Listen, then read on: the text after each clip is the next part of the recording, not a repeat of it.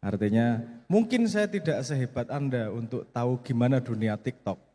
Tapi saya tahu kapan lahirnya TikTok, kapan lahirnya Facebook, kapan lahirnya Instagram dan seterusnya.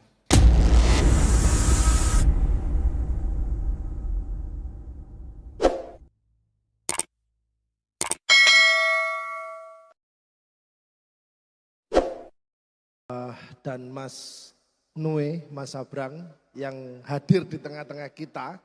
Jadi teman-teman tahun ini spesial ya di PKKMB-nya kalian karena panitia berhasil untuk mengajak beliau di sini ya untuk kemudian kita sharing tentang pengalaman beliau. Jadi Mas Sabrang, kita manggilnya Mas Sabrang, mungkin bisa dibukakan CV-nya Mas Ilham ya. Oke, jadi beliau itu adalah vokalisnya Leto. Ya.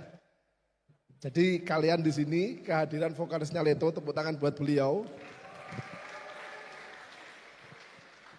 Oke. Jadi beliau itu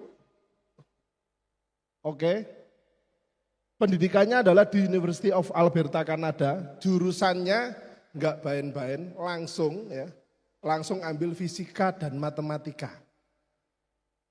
Ya kan? Di Alberta itu langsung ngambil 2 jurusan. Nanti gimana kok bisa kayak gitu? Lulus langsung ngambil fisika dan matematika.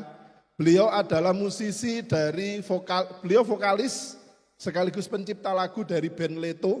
Ya.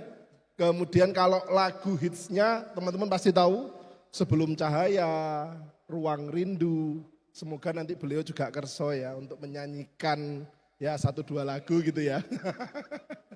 Terus beliau juga produser film Guru Bangsa, Cokro Aminoto. Beliau sering sekali diminta lintas ya untuk mengisi banyak hal dan memberikan insightful terhadap generasi muda termasuk generasi tua di negara kita. Kita sambut beliau Mas Sabrang Noe Leto. Oke, siap.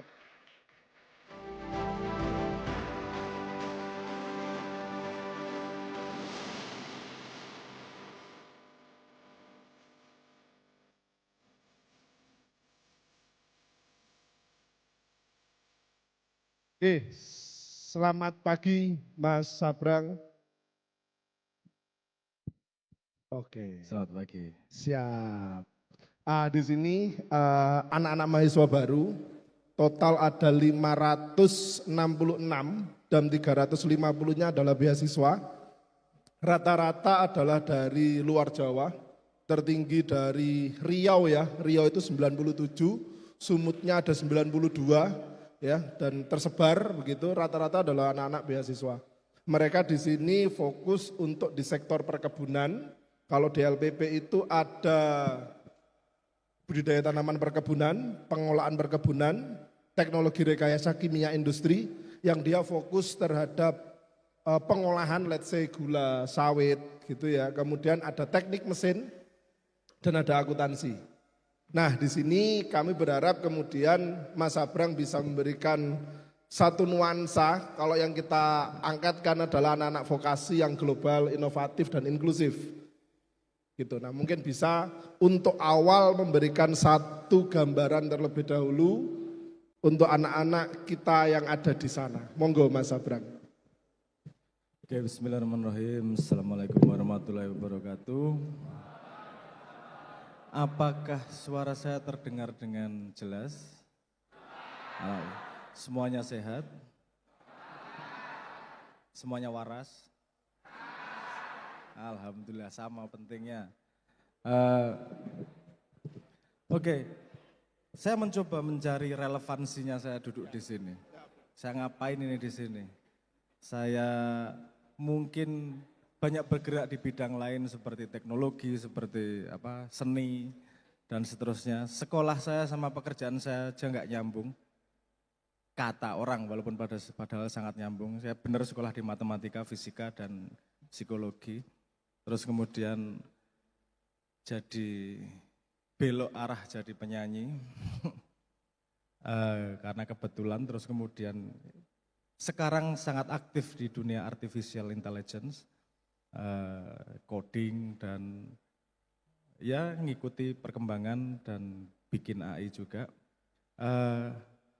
Yang saya melihat perubahan adalah, kalau saya melihat perubahan sepanjang zaman, tentu di sini keuntungan saya dengan dari teman-teman adalah umurnya lebih panjang.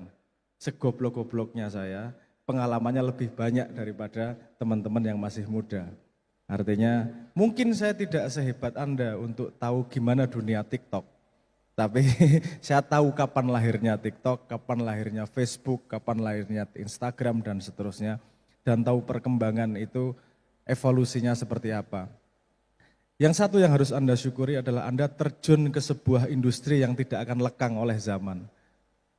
Karena mau TikTok, mau ada AI dan seterusnya, semua orang tetap butuh makan. Semua orang tetap butuh mengkonsumsi sebuah produk yang lahir dari perkebunan dan pertanian. Sekarang kadang-kadang teman-teman muda ini tidak mensyukuri sebuah keadaan. Maksud saya begini, dulu cari ilmu itu tidak mudah, susah. Baca buku harus banyak, datang ke sebuah tempat, sekolah dan seterusnya. Sekarang ilmu bertebaran di mana-mana, sangat mudah mencarinya. Dan kalau ada zaman sekarang anak tidak pandai, itu pasti bukan salah sekolah, pasti bukan salah akses. Yang salah adalah orangnya nggak mau belajar. Karena di sini sudah banyak yang pakai AI juga. Apa pakai Meta gitu, atau ChatGPT, atau Anthropic gitu ya. Betapa banyak pengetahuan yang bisa didapatkan dari situ, dan betapa seharusnya perkembangan teknologi itu bisa sangat membantu produktivitas dari industri yang dilakukan. Nah, saya cuma pengen memberi awalnya, sebelum panjang-panjang, saya pengen memberi selamat. Tidak semua orang punya kesempatan untuk bisa memilih di industri mana atau di bidang mana mereka menempuh karirnya. Dan salah satu tempat menempuh karir yang tidak lekang oleh zaman itu kalau urusannya sama makanan. Karena sampai kapanpun manusia masih butuh makan, masih butuh minum. Karena masih belum bisa ngecas badan.